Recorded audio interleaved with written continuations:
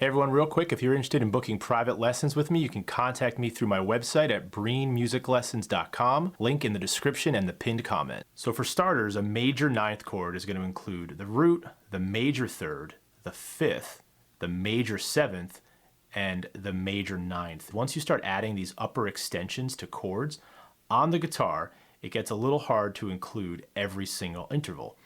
If we had to sacrifice one interval, usually we take out the fifth.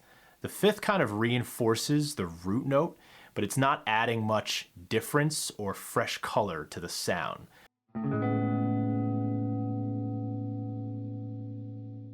The other thing I want to clarify real quick is that the ninth interval is the same thing as the second interval. It is simply an octave higher. This gets into a concept known as compound intervals. So there is no true ninth note in a lot of these diatonic scales because these diatonic scales are 7-note combinations.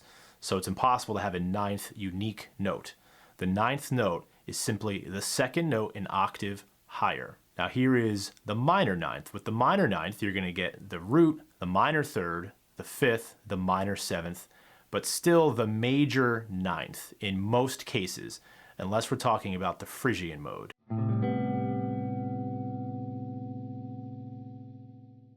A third category is going to be a dominant ninth chord. So with a regular dominant seventh chord, you have this interesting combination of a major triad, but you're adding the minor seventh interval on top of it.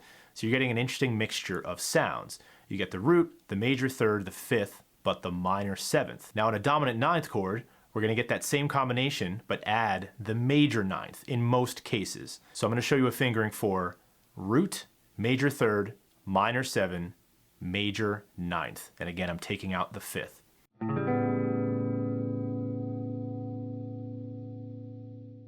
So now let's look at all of the chords we would find in a diatonic major key, in this case, A major. First, we're going to go up the low E string exclusively. Now, one last caveat is that there is a minor 7 flat 5 diatonically in both major keys and minor keys. I chose for this video to skip the ninth in that chord, so we're just going to keep it as a regular minor 7 flat 5 or a half diminished chord.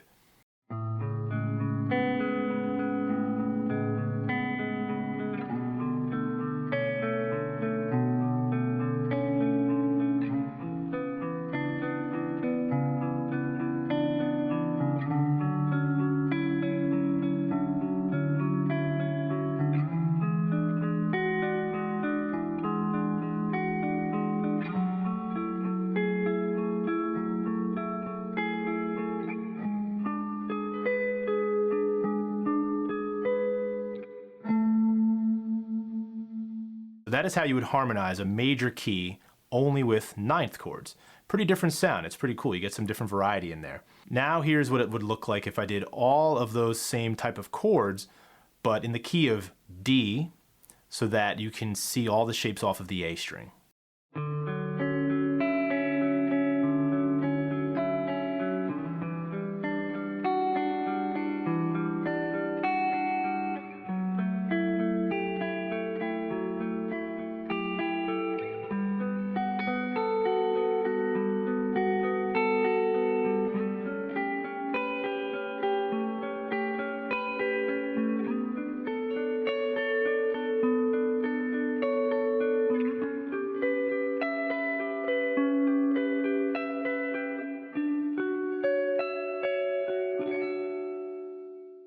So now when we switch to the minor key, we're looking at all the same chord shapes, but the order is going to be different.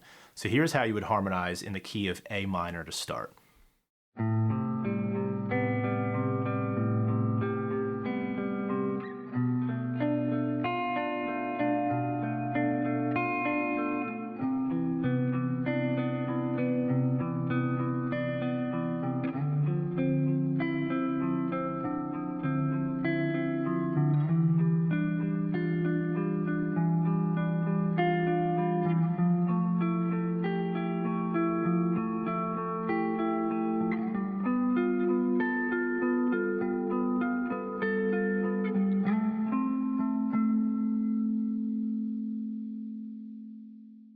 And here's that same harmony in the key of D minor.